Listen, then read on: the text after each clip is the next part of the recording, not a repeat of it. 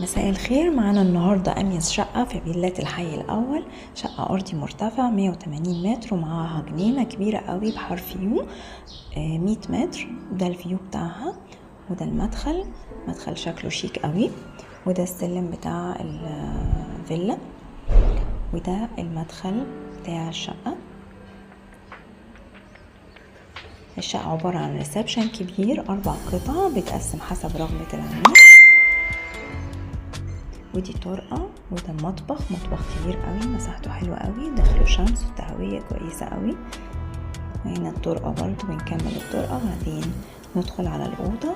أوضة كبيرة داخلها شمس، وأوضة تانية برضو داخلها شمس والتهوية بتاعتها ممتازة. مميزة جدا الأوضة ان هي بتبص على الجوردن. ده الجوردن، امتداد الجوردن قلنا حرف يو. وبعد كده ده الحمام الرئيسي، ده بيخدم الشقة. بص على المنور. طبعا بنقفل هنا الشباك.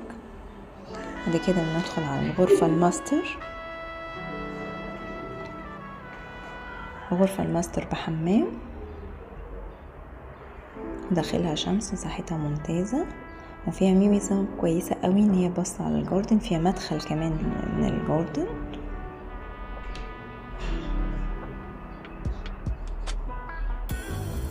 ده امتداد الجاردن. هنا ممكن نقفل برجولة.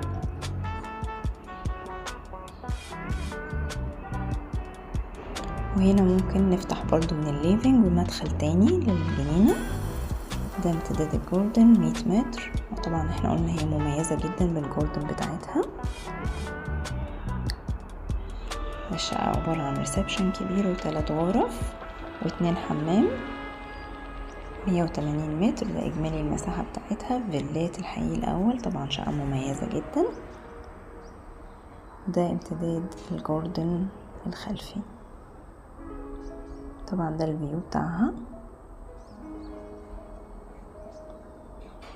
وده المدخل بتاعها.